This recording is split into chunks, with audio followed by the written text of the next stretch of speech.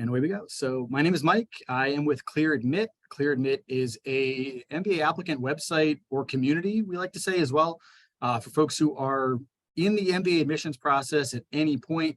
We have a really big wealth of resources, anything from application tips and advice all the way through towards decision trackers like our MBA Livewire, and then our chat rooms as well. So lots of great ways to connect with other applicants and get some assistance throughout the process. Really enough about us. You can look us up anytime at clearadmit.com. Tonight is all about our panel of current MBA students. What would be great is just to kind of go around, have everybody introduce themselves, what school you are at, maybe where you're from originally, and give us like a fun fact. I don't know, whatever you want to say, just whatever sounds great to get us started. Let us know who you are a little bit, and obviously what school you attend as well. So Andrew, I have you first on my screen. I'll have you kick us off. How are you, where you're from, and tell us something about yourself. Yeah, thank you for having me tonight and the rest of the panelists. So I'm a first-year MBA student at MIT Sloan.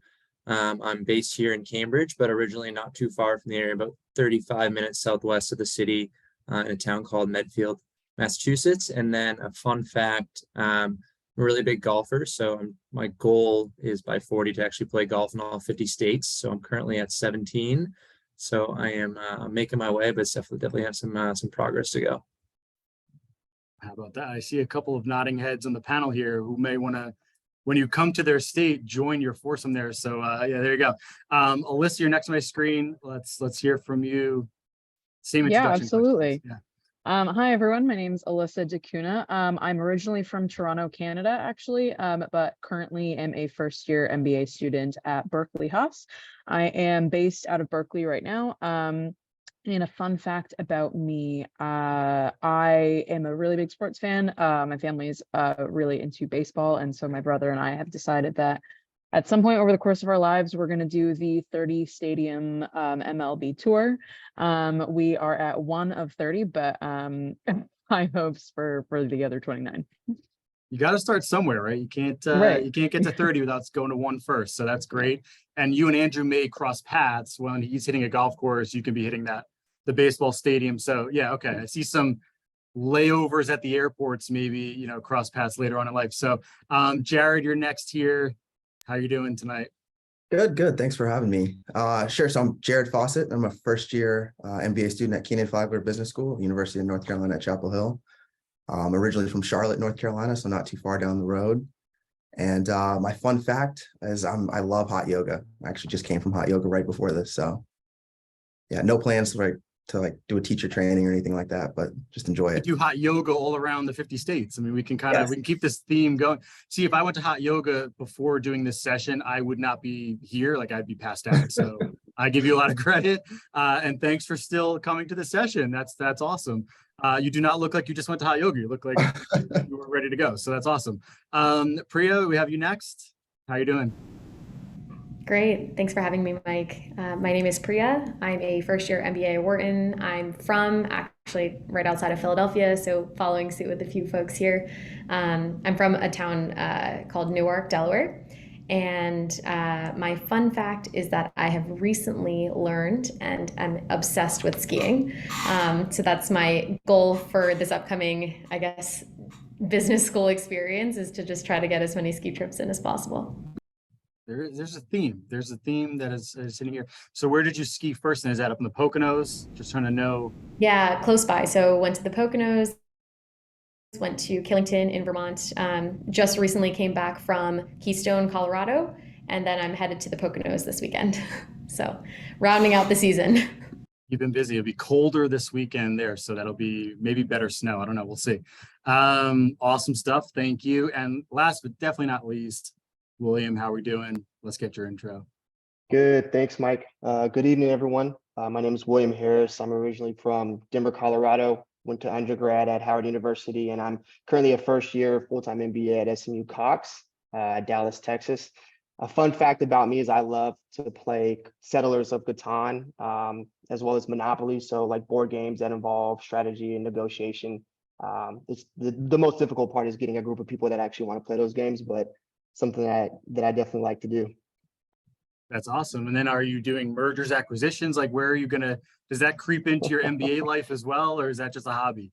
I guess it creeps in, yeah. So the monopoly and, looking to do real estate private equity. So, comes into play, I guess, with acquisitions. Awesome stuff. So again, just to remind everyone who's here joining us, session will be recorded. So definitely come check us out. We will email those links out to you.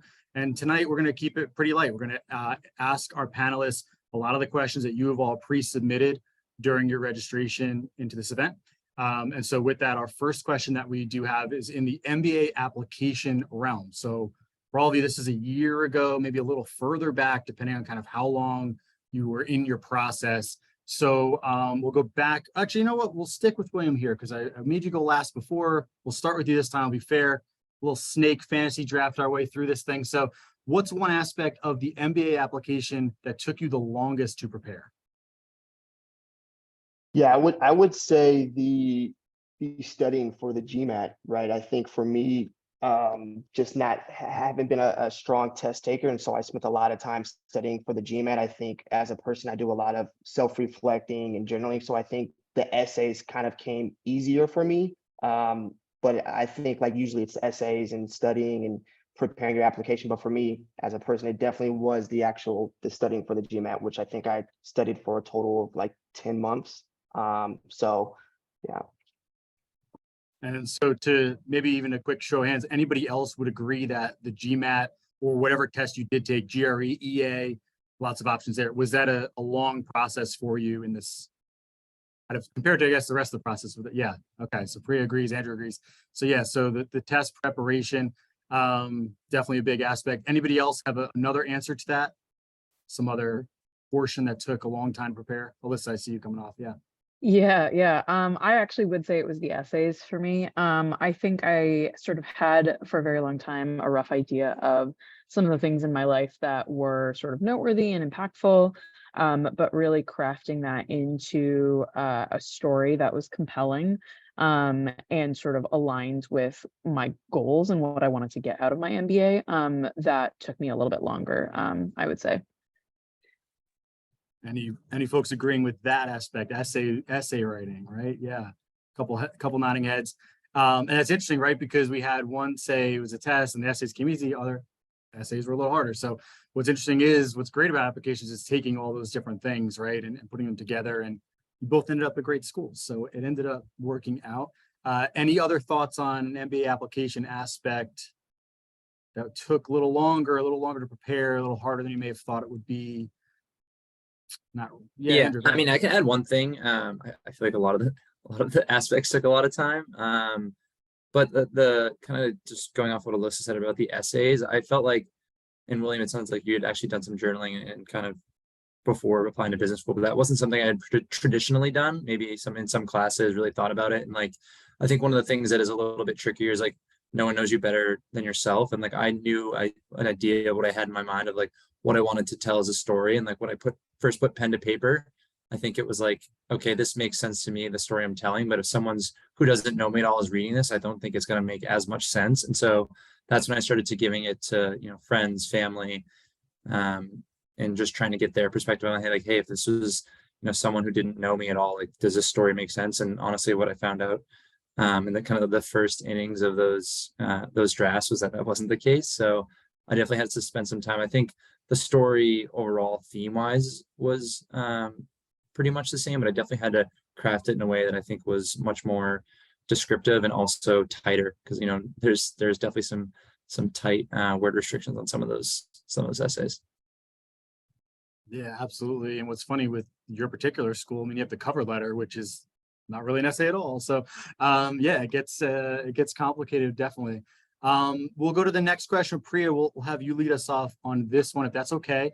What would be maybe, as you have all these different things you're preparing, were there any kind of negative thoughts that crept in while you're preparing to apply? And that could either be just maybe self-doubt type stuff, or if there was just like something you heard about the process that was just going to be grueling or grinding or stressful, but then ended up being totally untrue. Like you heard all this rumors, but it was fine. Do you have any examples of that? Or Yeah, it's a good question. I'd say throughout the process, one thing that I was given a lot of advice around was just talking to other MBA students. And I think that was a really good way for me to dispel some of the self-doubts or anxieties that I had going through the process.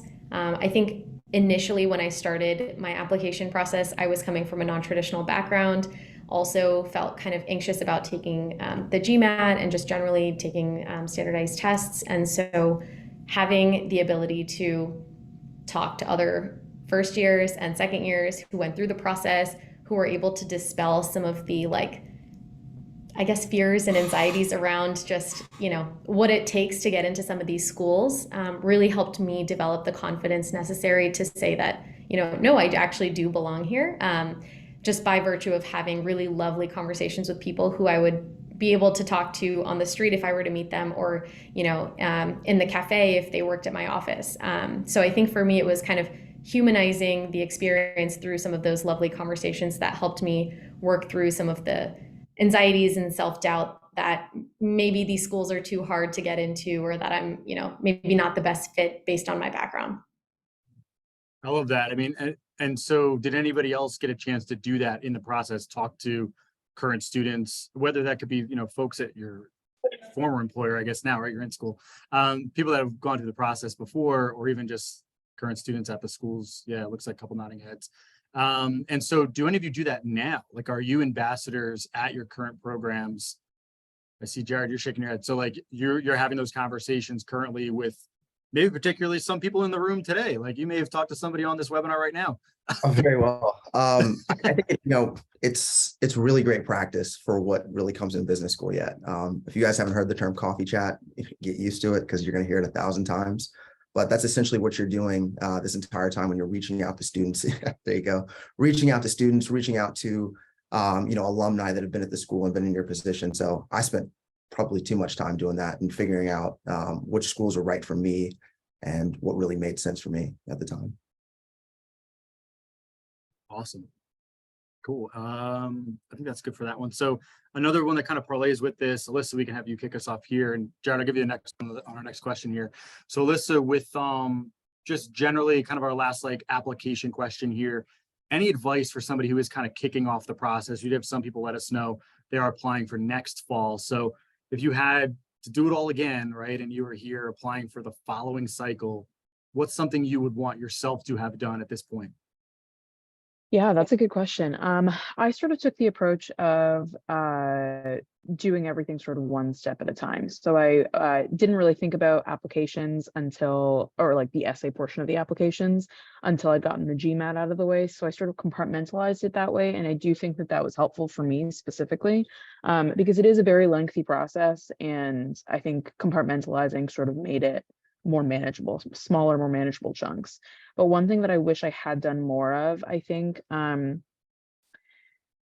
I personally think that an MBA is there's a ton of great schools in this country and all over the world. And I really do think that best fit is what's most important based on your goals and where you want to end up and what you're hoping to do. And I think that should have informed sort of my list of target schools more than it did.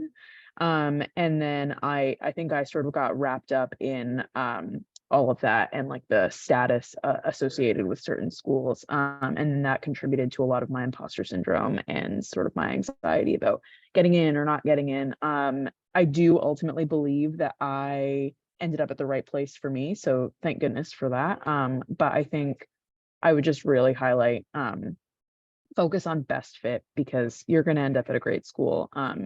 It just needs to be the best school for you as well. I mean, so I've worked at schools. I work at Clear Admit. Rankings come out all the time. And I say the same thing to people. I say the rankings are great, but if your methodology doesn't match the ranking, who the hell cares, right? Like, write your own rankings out and rank the schools. Like, you can use them as a guide. And if you're tied between two schools, sure, like maybe look at that. But not every school works for every person. And what's actually interesting is for a lot of you, you're living near, you're going to the school near where you grew up. So it's actually pretty funny that, that could be a really good reason to go to a school, is that it's close to family, it's close to where you grew up, it's familiar. And that has nothing to do with the ranking, right? It's like that works for you. So that may not be the reason you chose that school, but I'm just saying, like, you know, you never really know. Anyone else have anything to add here for like early advice, things that you wish you would have known, you know, a year and a half ago, I guess? Not, yeah, Andrew, go ahead. Oh, it seems like Dina might want to go. I'm not sure. Go ahead. It's okay. I'll go after you. Okay. Yeah, I just kind of wanted to add on what Alyssa said. So I think it's like, it is really important if you get to the point where you're in at multiple schools and you have the chance to like go and meet people that might be in your class. Like if you do go somewhere and you think like, oh, because of a ranking or something that, you know, you like at the school, but like you have a feeling in your stomach that like it just might not be right for like fit or people, like really like listen to yourself there and don't get caught up in the other things maybe affecting your decision. Like it's 2 years, which can seem long and really short at the same time, but it is really like, it's going to last you the rest of your lifetime. I think the relationships that you'll build through that, and especially while you're on campus, building relationships with your classmates and faculty. So really, really do place a considerable amount of importance on that, like, you know, fit and comfort with the school and the people. And so just wanted to make an effort to really kind of highlight that. Yeah, I agree. Dina, so I see you're here and I want to make sure we introduce you to our audience here. So Dina is another panelist off video. So when Dina, when you want to jump in, that hand raise actually worked great. Andrew saw it before I did. So Andrew, you can be the next moderator. Next time we do this, I'll just watch because you crushed that. So Dina, what we had everyone do at the beginning is if you can just tell us what school you're at, where you're from originally, and then maybe like a fun fact if you have one, and then we can jump back into some more questions. Awesome. First of all, thank you guys for having me. And sorry I was late. I was actually, I'll do the intro and then I'll tell you why I was late, I guess. So my name is Dina Gazierli. I'm currently at Booth. I'm actually currently at Booth right now, and hence the video's off. I'm moving around, but I was in Egypt prior to coming to Booth, so big change. And I guess a fun fact is I started figure skating at the age of 31, and I am working with a team of figure skaters in Egypt, trying to establish the first Egyptian figure skating federation and hoping to send future generations of figure skaters to the Olympics one day. So, all right. So when they make the documentary, you guys all heard it here first, right? This is where it's starting. Hopefully. Right here. I'm Dina not and very the good figure- at it, but other people on the team are. I just think That's it's pretty fine. cool. Hey, it's that's Awesome. inspiring. That's amazing to do that. So that's Thank you. awesome. Yeah. I can actually give you another fun fact, which is related to why I was late. So I, in Egypt over the summer, I actually started a startup with someone who I met. Happy to tell you, like, whoever's interested in the story offline, because I don't want to derail the conversation. But we were just selected to join the New Venture Challenge here at Booth. We are one of, out of, I think, over 70 or 80 applicants, 24 companies were selected to join the actual competition. And I was just in the orientation session, which was like the kickoff kind of first round. And so big stuff, kind of cool stuff happening. One of the many reasons why you should do a lot of research into the schools that you want to apply to and what kind of different programs they offer outside of academics and rankings and everything else that everyone always looks at. You know, look, whatever class you took at Booth to be able to tie that back in like that. I mean, that was a public speaking, like, textbook effort right there. That's all me. That's all me. That was awesome. So we're kind of jumping into now questions about your programs, right? So I see there's a question in the chat as well. So it's a really good time to transition into this. So you all got through that application, you got into fantastic programs, all of you. And so I think the next thing is, like, how did you pick the program you were at? And so we kind of talked about a lot of that stuff. Is there anything else you would add to, like, what you did, right? We heard things about choosing things that fit you the most, talking to the current students. Is there anything else that would make Definitely. sense? So Yeah. one thing based on my personal experience, everything that everyone has said so far resonates very strongly, because I did all of those things, and I think I reached out to over 20 people at Booth, between current students, alumni, like trying to connect with incoming students of like the different programs, the part-time, the full-time, executive, and people from my region, people from other regions, and just that was very valuable. One thing I can say is, do not believe the stereotypes. Do not kind of just pigeonhole your thoughts of how you want to select the schools by what you maybe read about them or heard about them from someone who doesn't know much about the school. Because I initially applied to schools 1 year prior, and Booth was not on my list of schools of interest. And that was because I had heard a lot of stereotypes and I didn't know much about the school. I didn't do my proper research. And what I thought I knew about the school was a lot of things that weren't interesting to me. And I met with one person, and this person I attribute the reason why I'm at Booth today. So I had a chat with him, and I reached out to him because he did his undergrad at the school, one of the schools that I was thinking of going to. And I didn't realize he did his MBA at Booth. So after talking to him for like an hour and a half, he's like, well, what about Booth? Have you considered Booth? And I was like, no, I don't like it. And he's like, why not? And I was like, well, because I heard this and that and all these things that are not true. And he's like, none of that's true. I went to Booth. I did my MBA there. I think it's the right school for you. And I think you're the perfect candidate for it. Do your research and let's have another chat. So I actually did my research. Hence, I reached out to like over 20 people. And I was like, this guy is spot on. This is the place for me. This is the only school I'm applying to, and this is where I need to go. So that was like one conversation was life-changing for me. So never discredit one conversation and don't believe the stereotypes. Yeah, no, that's great advice. And it's it's showing just more and more of so many reasons why talking to folks going through it or who have done it, it really does help. Because and we're a website that writes about these programs, right? But go talk to people, because like even the stuff we have on our site, right? It's just telling you the general items, but it's not giving you the details that you'll get from somebody who's lived it. So that's why we're hosting stuff like this, right? We want to provide that that feedback and that perspective. So so Tina, that's great. I gotta say your articles helped me validate once I learned what the truth was. So those were also very useful. I'll tell our editor-in-chief, because they don't let me write on the site. I just do these. So. All right, awesome. So another big question. So I think like a good thing we can go through, each of you can answer this one, and we can just kind of snake our way through again. So Andrew, we'll go back to the top and start with you here. Give us like a cool, unique, fun thing about your program. And I know you're in the first year, so it's whatever you've kind of experienced thus far. But what's something really cool about your school, and what do you love about it, maybe?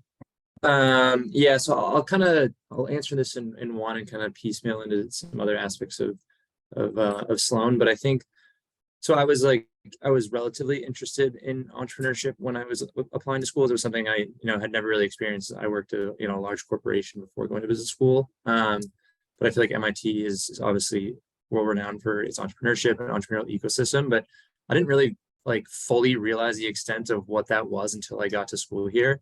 And like within the first week, we had this thing called Pitch to Match, which put together, all these entrepreneurs kind of pitching their business. And it's not just at Sloan, it's across MIT. And that's kind of one of the other aspects I really wanted to kind of speak to in terms of MIT Sloan. Like getting involved with the broader MIT has been incredibly interesting. Like I try and have conversations with master's students, with PhD students. And it really kind of, for me, it's been the easiest through the entrepreneurial ecosystem here.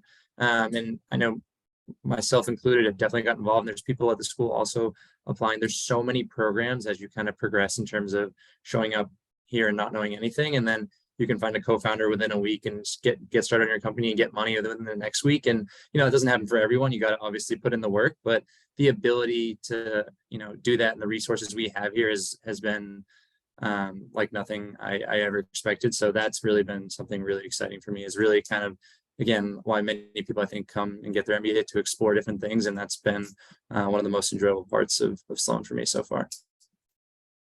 Awesome. Sounds great. Jared, how about for you?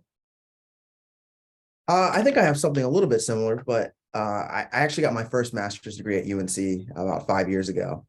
And it's interesting to see that there's so many people in our class, and I think they prioritized it this year, but a lot of people have dual degrees, or they were kind of former Tar Heels at some other point. And having been at UNC, there's, I thought I knew so much, but I find myself learning new things every day, new resources, and new ties to, some of the schools that, we're really interested in, some of those different industries.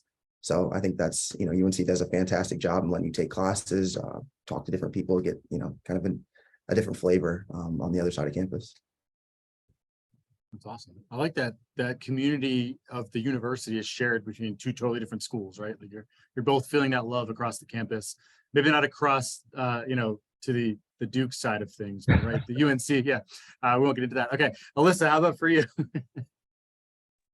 Yeah, I just to be a little bit different, I will take a slightly different angle. I would say that one of the things that has stood out to me about Haas is just the emphasis that they place on social impact, and I think that that really comes through in the admits and the people who end up coming here as well, which is very cool to see. I come from an alternative energy background and wasn't entirely sure what the breakdown of the class would be, but I've been very pleasantly surprised to see and to get to meet so many cool people who have just to hear from them about sort of their corner of social impact. So I have a friend of mine who is comes from like sort of the wealth management finance side of things, and his corner of social impact is sort of addressing equity from the wealth management perspective. So just things that I never really considered, kind of going back to Dina's point about stereotypes, things that I never really considered when I considered your sort of typical business school student. And I think that that's been very cool to get to see all these people's different corners of social impact. It's awesome and so important too. I mean, obviously with not just trending things, but just like the world and the direction we're going in, like very important for more and more folks to care about that stuff. So that's awesome. William, how about for you? Yeah, I would say two things for me.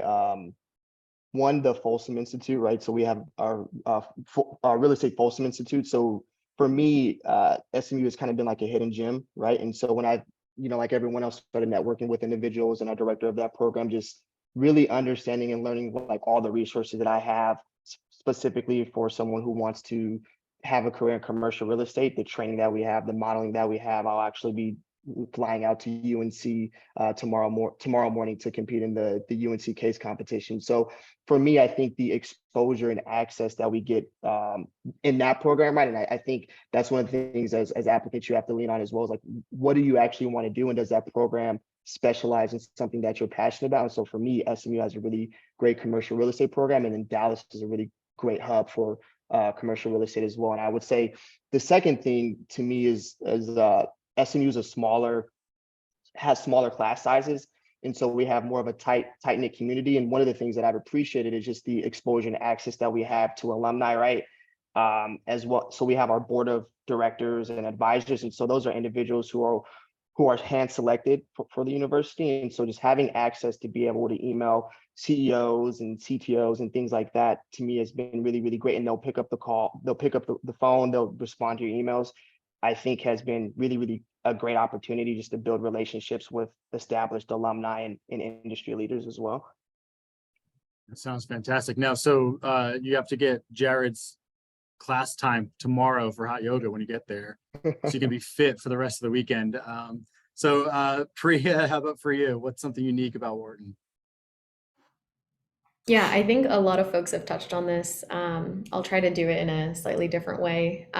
When I was going through the process of applying to business schools, I was looking at a lot of the schools represented here today. And one of the things that I'd say is more unique about attending a school like Wharton is the class size and just the fact that it has 900 students. I think for me, it was probably the scariest part of the experience coming into a program that is so large, especially with my background having been much more in like small liberal arts type of like schools. And so I'm like really happy to say that, one of my favorite parts about the MBA experience has been the fact that that size of a school has allowed me to meet the most diverse and like welcoming people I've ever met. I think a lot of the stereotypes that I had envisioned around Wharton were a lot more focused on people who are super interested in finance and blah, blah, blah. And, I definitely didn't feel like I fit that mold, but after having come to this school and actually found my family here, it's been really nice to actually have access to people who you would never sit next to and have a conversation with. Like a lot of, a handful of my good friends are also veterans who I would have never met if I hadn't attended a school like this. And so I think for me, just getting to have those types of conversations, knowing that everyone is so open and welcoming over these 2 years, I don't think you get that kind of experience after you leave business school or just graduate school in general and you go back into the workforce. I hope that, people continue to network that way. But I do love the openness and that approachability that I've been able to experience at Wharton, and I'm sure many of the folks here have also been able to experience at their schools. I love that you snuck the word in there, and I'm going to point it out. You did say your family, which when you referred to some of your classmates and students and people that you met, I love that. Like, and you may not even realize that you said that subconsciously, but like the fact that they're family this quickly is amazing. Like that's what you want, right? You want to go to school and have those kinds of relationships and make those long-lasting bonds. That's great. Dina, I'm not forgetting about you. So how about for you with Booth, fun factor or something unique? There are so many things. I mean, I guess echoing like what everyone else said. I mean, all schools are great schools. Every school has something special. Entrepreneurship opportunities here are definitely among the top. I mean, for example, something like New Venture Challenge, where you actually get support in starting your business and then launching it, pitching it, and being connected to potential investors and teammates. And so, I mean, just the entrepreneurship opportunities are amazing. I guess really the opportunities for all industries, like it really is what you, I mean, the experience is completely what you make it. I'm sure this kind of is similar in all schools, but like if you challenge yourself, because you have also pay it forward culture, you have the flexibility in the curriculum. So you have, talking about the curriculum, you have 3 foundation classes that you have to take, which are counting, economics, and statistics. But then you have like 5 different class options within each of those headings you can pick from. And then there are 7 other categories that you have to take at least 1 class of each. There's also a good like 5 to 10 under each category that you can pick. So it's literally like no 2 journeys are the same. It is whatever you make it. You can choose to take, like, if you have a finance background, you can choose to take what we call baby accounting, which is like intro to accounting, or you can choose to take a more advanced, challenging class where you'll learn more. It'll be a little bit harder, but you take a lot more out of it. And there are opportunities like that for every single industry, whether you're looking for social impact, you're looking for finance, you're looking for whatever it may be. I mean, I don't know all the industries, to be honest. But whatever it is that you're looking for, there's an opportunity for you to excel at Booth, to challenge yourself, to take classes and meet people who either have experience in something you want to learn about or have experience in something you have experience in, where you find like just a lot of people who are like-minded in the sense that everyone's here to learn and to challenge themselves and to support each other as we all go through this adventure together. And so definitely the culture and the people and kind of that flexibility to create whatever experience you want and learn. You kind of take whatever you need to take because everyone's coming from a very different background with a lot of different experience behind them. And so if you have a program that you're all kind of doing the same thing, there are going to be times where you're sitting feeling like, oh, this is the waste of my time and energy because I can be doing something that's more beneficial for me because I've done this a million times already. So I think that's really, really valuable. Sorry, I may have thrown in a few things there. It's hard to just pick one. That's good. It's fine. That's good. Okay, awesome stuff. And thank you all for sharing. I mean, it's a lot. There's some similarities, some differences, but there's a lot of great things going on at all of your schools. So hopefully that helped. I know that was like a big question we had coming in. Some other big questions all came in about, you know, I guess a hot topic these days, but internships, recruiting, career offices. I see some faces on the panel. So I'll be gentle about how we ask these questions, right? Given the environment in the world right now. So we'll go back a little bit. Did any of you do a pre-MBA internship before you started your program? Priya did. Okay, so Priya, with those, right? So tell us about that whole thing. So like, when did you decide a pre-MBA internship was something you would want to do? How did you find it? Was it beneficial to you? You know, give us a little story about that whole journey for you.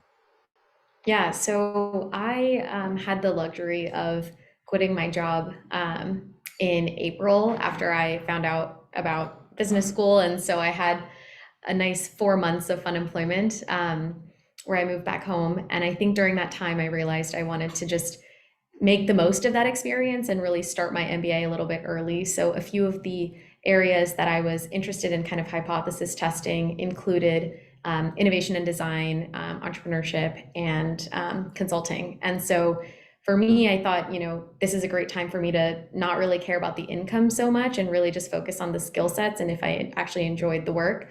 So after I got admitted to Wharton, I had reached out to, there was like a Facebook group or something that people were posting different internship opportunities for. I had posted my interest and ended up getting connected with someone who was working on a consumer retail, like food and beverage startup in New York, and was specifically looking for a product innovation intern. So I worked with them over the summer to basically help co-create some product categories that they hadn't worked on before.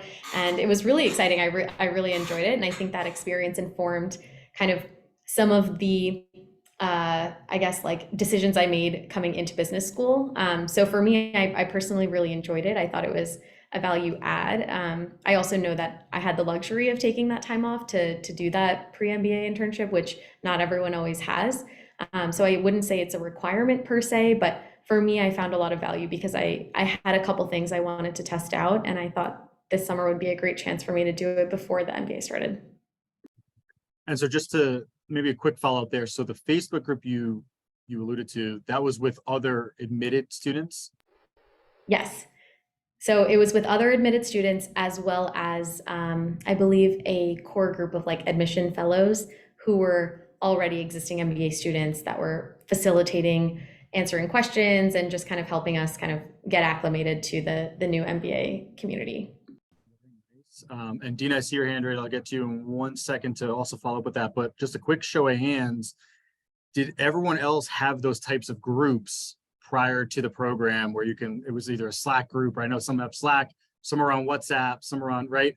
And were they beneficial? Like, did you get some networking? I know Priya, you went all out. You got the pre-MBA internship, fantastic. But, have you made friends in that Slack group back last April that you're now still friends with today? Like, is that, yeah, everyone's kind of nodding here. So that's fantastic. Like, the networking begins when you're admitted, not when you get to campus. So I think that's a key element that some folks, because we get that question a lot, how do I get to know people ahead of time and all this, and pre-MBA internships, can I do it? Where do I get it? Like, it's interesting. It's not always going to come from those types of groups, but it's nice that you're not entering this program coming from wherever you're coming from with absolutely no idea who's going to sit next to you. Like, these groups exist. So that's nice to know about.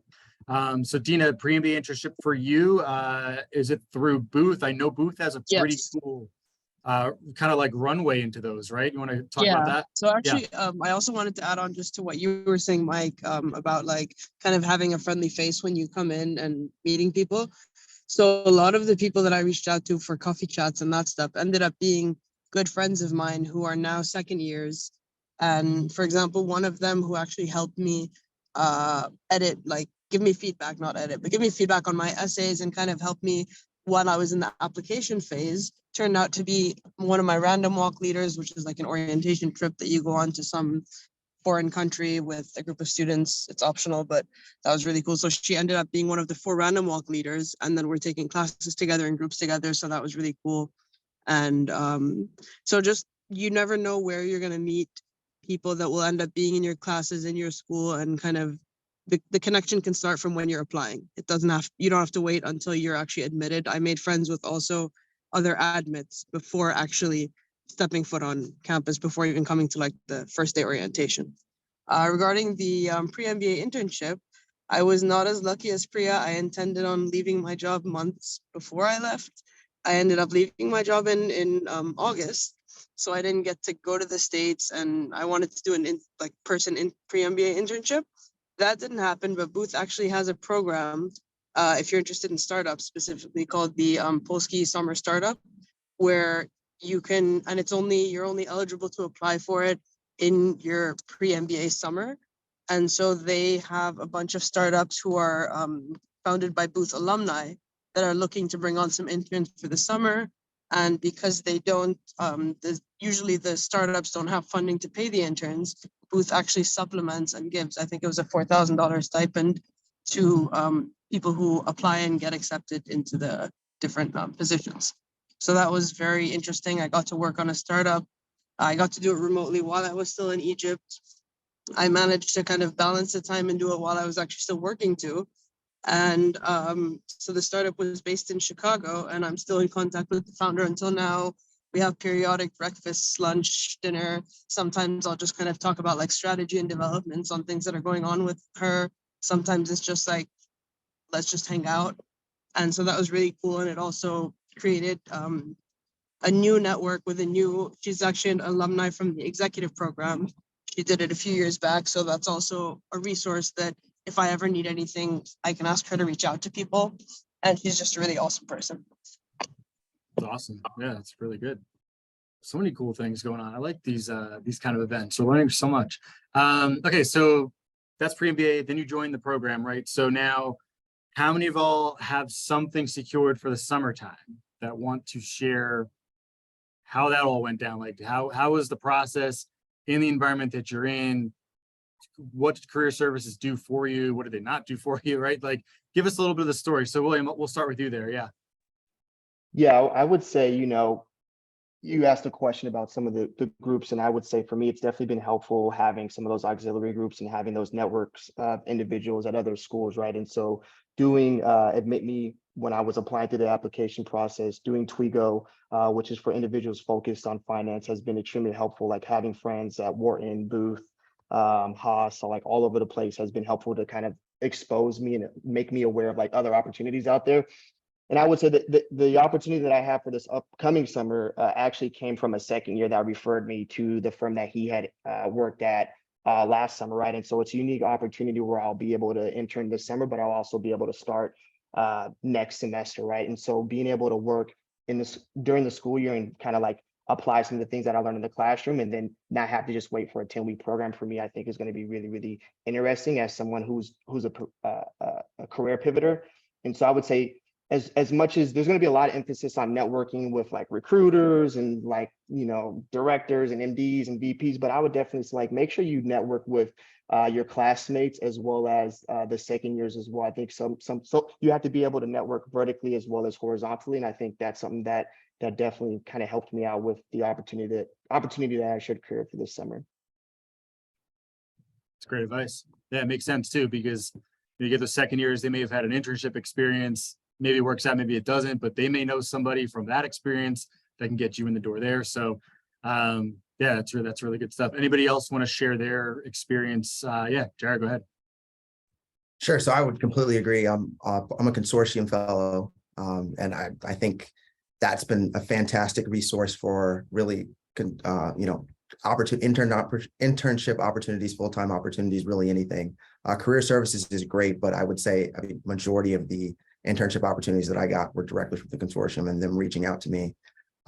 It's actually interesting. I've never even heard of a pre-MBA internship before you guys brought this up. So that's pretty cool. But I started a brand new job in like February, right before I think the day before I got admitted, I found out that I was starting this new job, which was very stressful. Wouldn't recommend it. But that pre-summer before that is a lot of prep and getting ready for the consortium orientation program where you're interviewing like crazy. I mean, I had 10 different interviews with 10 different companies in the same day, got ready for, and that really helped me, just kind of get a basis of what this MBA interviewing is going to be like, what technical interviews are going to be like, because a lot of things are very different than your traditional behavioral interviews that you're probably doing before business school. So I a huge plug for, Keenan Feigler's, their prep that they got us ready for the consortium, but the Career and Leadership Services also did a tremendous amount of work getting us ready for it. Yeah, huge. And thank you both, for William and for Jared, to bring up, there are lots of these organizations that are out there for the sole purpose to kind of get you more resources. Honestly, that's really the basics of what they're doing here. But you've mentioned two already here with Admit Me Consortium. There's also Forte out there, MLT. There's a lot of these reaching out. There's a lot of really great programs out there. So look for that stuff, like look for all of these different things, clubs and organizations. There's all of those as well. Like when you're at school, some more national organizations. So look for those items too, because some folks focus in on just the school. And we've talked about how some of the students can help in first years and second years, but there's other things outside that can also help you too. So, so we ask about those things, ask about, ask the folks in our panel tonight, but when you're reaching out, ask if there's anything outside of the school they've joined or any other organizations that they know of, and ask the school too. I know UNC, you mentioned consortium, they're tied up with a lot of those groups where they can refer you back to those organizations if you didn't even know about them before getting there. So so those are really great things. Anyone else want to add to internship, career focus types of things? No. Okay, cool. So let's see. I can add something, Mike, but I don't Sure. know if anyone else wants to say anything. I feel like I've spoken a lot, so if no one else has anything to add. Just so a lot of people in general going to MBA and pursuing their MBAs will go for consulting or investment because the recruiting starts so early on campus and it's very structured in most schools. You find a lot of people get sucked into that kind of like, oh, I'm going to do this because everyone else is doing it. Don't do that unless it's something you really want to do. And also learning from my own mistakes. I came in knowing things that I didn't want to do, but I wasn't exactly sure what I wanted to do. I knew entrepreneurship was one track. I had a startup I was involved in. I actually got involved in a second startup as well while at Booth. But for the summer internship and just kind of figuring out other potential career paths in addition to the entrepreneurship track, I had a few ideas of things that I would be interested in. And so a lot of people were saying, be intentional, figure out what you want to do and just go for it. I had a very different approach where I had lots of different things that I kind of wanted to explore and wasn't sure yet what I wanted to do. But the mistake I made was that I didn't actually take action on those things early enough. And so, for example, I was very interested in like corporate strategy, but I didn't realize that I needed to start applying to corporate strategy roles pretty early on because a lot of people are applying for these roles and they're going to get taken up pretty quickly. So I kind of now I'm looking like, okay, I'm interested in corporate strategy, but those opportunities are done. So what else was I interested in?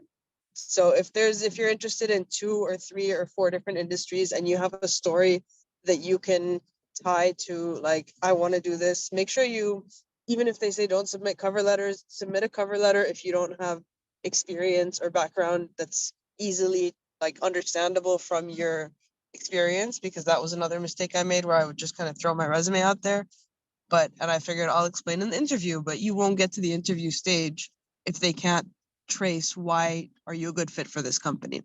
So make sure you include a cover letter if it's not the industry you're coming from going back to kind of thing. And also make sure you get yourself out there as early as possible, networking like everyone said, and just kind of make sure you apply quickly. Even if it's maybe you're deciding between 2 or 3 different things, apply it to those 2 or 3 different industries and then kind of filter down later on. Don't wait to try to figure it out and then start submitting, because by then it'll probably be too late. Yeah, and if you're unsure of the industry you're going into and you've never heard of that process before, right? Get into that career office as soon as possible, even before you enter campus. Ask those questions so you're not surprised later on. Having worked at schools, yes, the career service is there to help and to guide, but they are not going to hand you a job and say, here's where you're going when you graduate. So you got to put the effort in a little bit. So go in, ask those questions, make sure that you understand your role in the process to navigate internships, job placement at the end, like all that stuff. It's all, it's a back and forth type of a game. Priya, I saw you had your hand raised as well, so go for it. I'll just quickly add, because I think Dina brought up a really good point. Similarly, I had a lot of different ideas coming into business school, and I think a lot of folks do when they typically come in because they're pivoting out of a career that they realize they don't want to necessarily work in for a long time. Something that helped me was just journaling and coming up with kind of a list of like pie in the sky things that I've always wanted to work on, and then prioritizing that list into kind of a pithy set of, like I said this earlier, but hypotheses that I wanted to test for myself. And then something that's been helpful for me as like a guiding principle or a kind of like a North Star for every semester in business school is to really reset myself and say, okay, what am I focusing on? What am I hypothesis testing this semester? Because every semester you get a new opportunity to get involved in different clubs, talk to different types of people, get connected with different alumni. And so for that reason, I think for the internship, it's really helpful to think about these things before you come into business school. Have a clear picture of like, these are some of the things I'm interested in. I don't have all the answers, but I'm gonna try and test each of these. And something that helped me was knowing that these deadlines come up so quickly, especially for traditional recruiting when it comes to consulting and banking and some of these corporate strategy roles like Dina mentioned. just talking to people early on to figure out what you want to do for the summer. Because a lot of these things you can't answer for yourself until you know more information.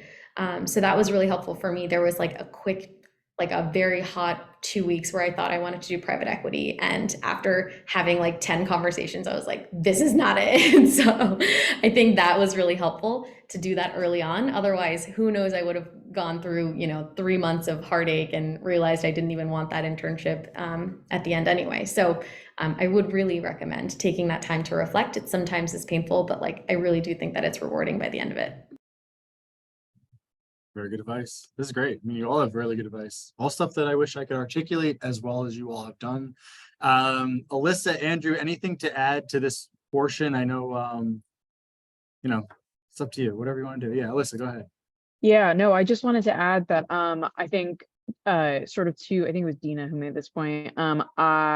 It's very easy to sort of get distracted by sort of the more typical consulting, investment banking, venture capital, post business school career paths, just because those are the ones that come up first. They definitely come up first at Haas as well, in terms of like internship opportunities. And I also for a hot second thought that I was going to go into venture capital and quickly realized that that was not for me. And I think it's just important journaling has come up a few times on this call, to be honest, and I think it's a great idea just to really actively remind yourself of what it is that you showed up to do, or if you don't know what you showed up to do, to sort of help you map that out as you figure it out. So yeah, just keeping that in mind, and to an extent being a little bit patient as well. I know at Haas specifically, a lot of the nonprofit and alternative energy stuff comes up sort of March to May. So I mean, definitely get in there and network as soon as you possibly can. But also it's in certain cases, I do think it is important to be patient as well. Yeah, and I say the last thing I had, I agree with everything, and I think it's said extremely well by the panelists, by the panel.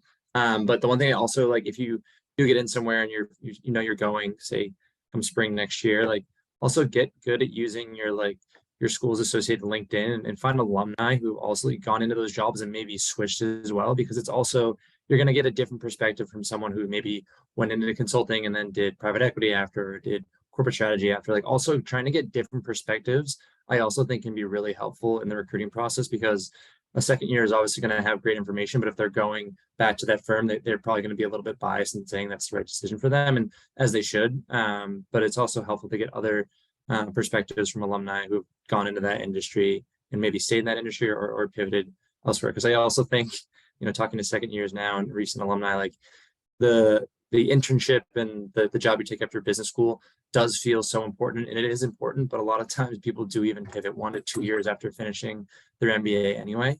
So those are also great perspectives to get.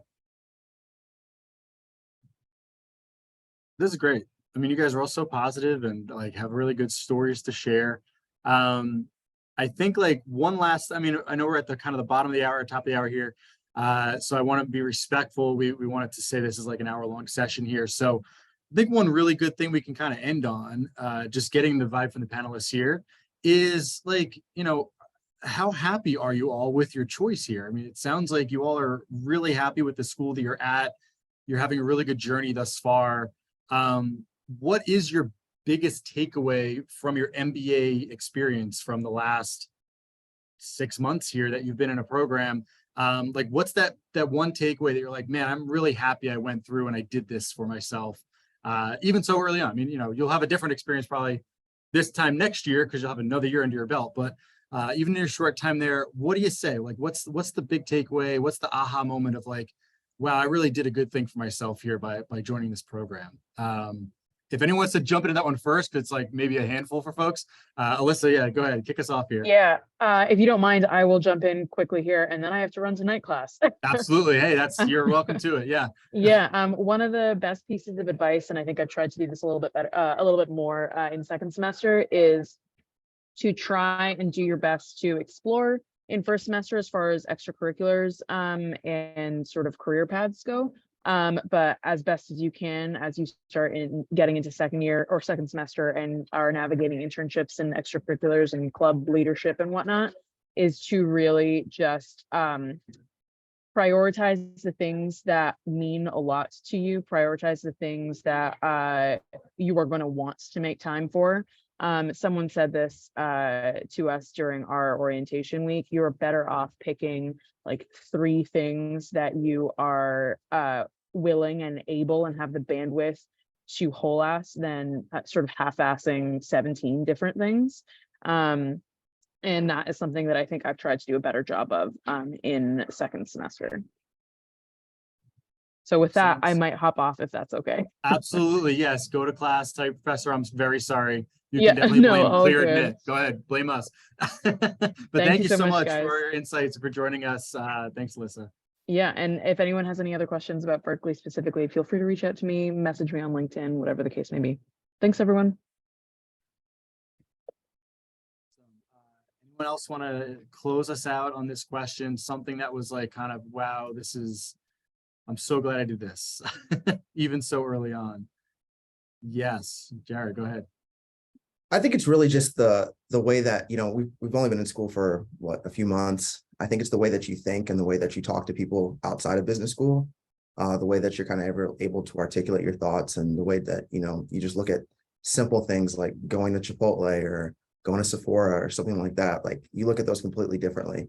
And just, talking to people that you spend so much time talking about school and internships and the future and everything like that with your classmates. But when you talk to somebody that's outside of it, you can really tell the difference, and they can probably tell the difference too in the way that you're talking and analyzing and thinking.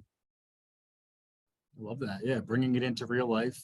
I agree with you. Kind of like, I took a couple marketing classes in my program, and I just look at everything that I've ever, like every billboard, I'm like analyzing these details that I would have never thought of before. So yeah, that's great.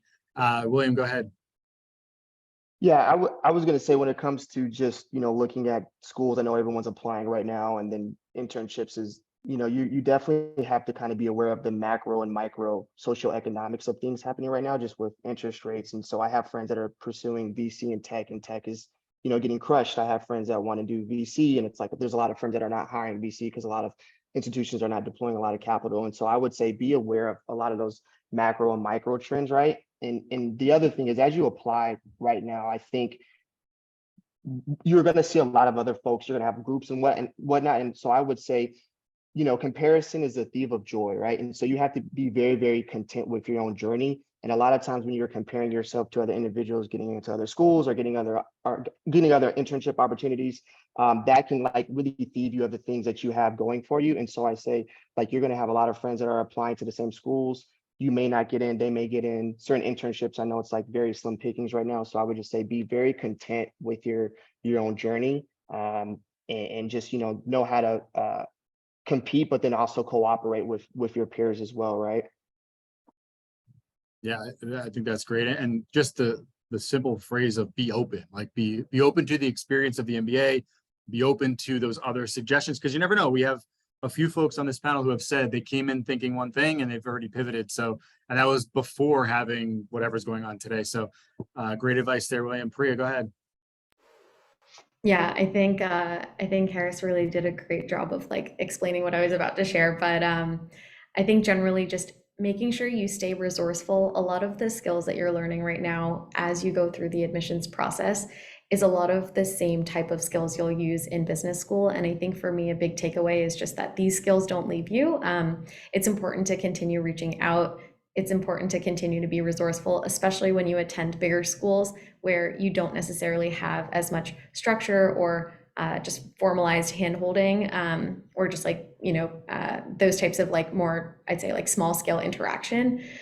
So just continue to be resourceful through the process, and remember that like there are going to be plenty of opportunities available in front of you, but you have to make sure you have to figure out what's right for you. Because ultimately, like someone else's, there was someone who said this earlier in the semester, which is like, don't yuck my yum.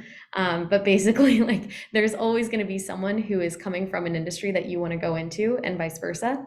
And so it's important to just remember, like, someone else's dream might not be yours, and that's completely okay. So just having that clarity for yourself and not getting too riled up by other people's dreams and making sure you can follow yours. Don't yuck my yum. If there's a Clear Admit titled article, don't yuck my yum, that comes out later this week, don't it didn't come from here. That's awesome. I like that a lot. And I guess part of that too is like, don't self-select. Like, I think a lot of folks, I mean, we're talking now about like being in these programs and feeling like, you know, you're taking the right journey, leaving the program, coming into the programs. We talked about this earlier for folks who joined us late. Like, don't just assume that these programs are too difficult to get into, or you're not going to fit, or whatever, or the stereotypes. We talked about a lot of that before. Go for it. Like, if that's the program for you and it checks all of your boxes, like, put your best foot forward, put the application in. It's a holistic process. You'd be surprised. I mean, you know, you never really know. You're not just a test score. You're not just your resume. Like, every aspect counts. So that's really good stuff. Andrew, anything you want to add here? And then I know Dina's going to bring us home. So what do you got? Yeah. No, I really do just want to, I feel like, you know, based off of my stats, you know, I mean, I've gotten into the school based on all the averages, the school that I'm at now. So it's like, really don't sell yourself short, and just find ways to lean into the strengths that you do have, and try and get that across in materials. And if you get the chance to get that interview, really lean into those things that you think make you unique, and don't, and like, if you do get that interview, don't be shy about letting that shine through, and just be really kind of who you are in those interviews, and you know, that'll come through. Yeah, I love that. And have you all, before we get to Dina, have you all had a journey of being more able to speak about yourself and be more comfortable about your own accomplishments? I mean, and I see a lot of nodding heads. That's one thing I see a lot of on all the forums and on our site is like, writing essays. I have this resume. I don't know about if this is good enough, right? Yes, like, it's good enough. Like, you've gotten this far. If you're even thinking of business school, obviously you've done something right. So it's like, keep going on that path and be comfortable talking about yourself. Because as Priya mentioned, like, these are the skill sets you're going to need to go and get an internship, go and get a job. Like, you need to talk about yourself. So just start it with the application. And I think Andrew had mentioned earlier too, like, share it with like random folks. Like, does this make sense? Does this tell you who I am? Does this story get across to somebody who doesn't know who I am? And I think that's important. So Dina, go ahead. I know you're requested to kind of bring us home. So let's hear your advice. Let's hear Awesome. something really good to end on here. Thanks, Mike. So I agree with everything that everyone has been saying in your applications, and whether it's for business school, for jobs, in your interactions with people, be yourself, be genuine, be raw, be vulnerable, just be your best self, and that will attract the right people that kind of the universe wants to put in your way. And also a word of advice that someone, I think I probably heard it actually on a session like this or something, where someone said every piece of like room in an application, whether it's business school, job, otherwise, is a piece of real estate that you have. It's an asset for you to use. So when it comes to talk about like work experience, don't just copy and paste your CV. They have a copy of your CV for a reason. So they're giving you this space to talk more and kind of add on what are the things that are like kind of the stories between what's written in your CV, in your, whether it's work experience, whether it's volunteer, extracurriculars, or school, or any other thing that, like, whether it's the essays, don't repeat information. So if you wrote something in one place, don't reiterate it. Talk about something else. Show a different side of your character. Try to show as much as what makes you awesome, because everyone is unique, everyone is special, everyone has something to add. And you want to give yourself as best a chance as possible to shine and to really show them exactly who you are and what value you add and what you're going to bring to the table.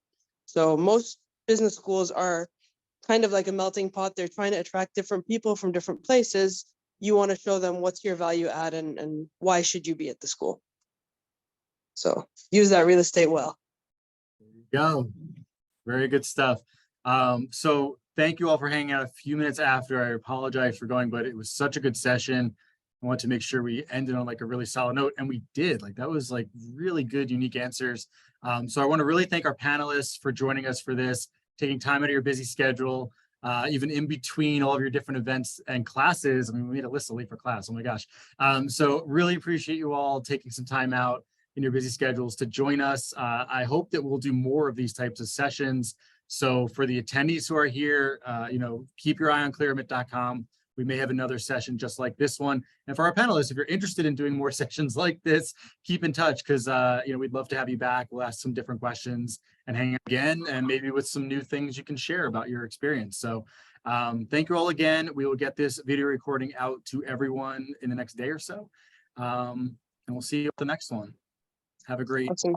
day, evening, afternoon, morning. We'll catch you soon.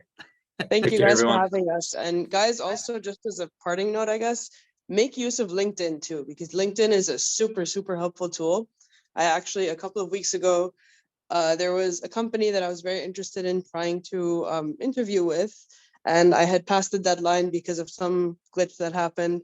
And so I sent LinkedIn messages to maybe 250 people that worked in the company between recruiting and the department I want to join on. And one person answered me, and that person led me to a senior recruiter who actually interviewed me. And I'm hoping to hear back good news from them soon. So make sure you use LinkedIn well. There you go. And Like then send those like Microsoft's intro LinkedIn, so- messages. Don't just connect to someone. When you connect, write them something or anything so that they actually give you the time of day. Networking. Thanks all again, and we will catch you all soon. Bye, guys. Feel free to reach out on LinkedIn if you guys have any other questions. My LinkedIn is the same way my name is written. Happy to connect and help out however I can. Thanks, Mike, for hosting us. All right, awesome. Thanks so much. Bye.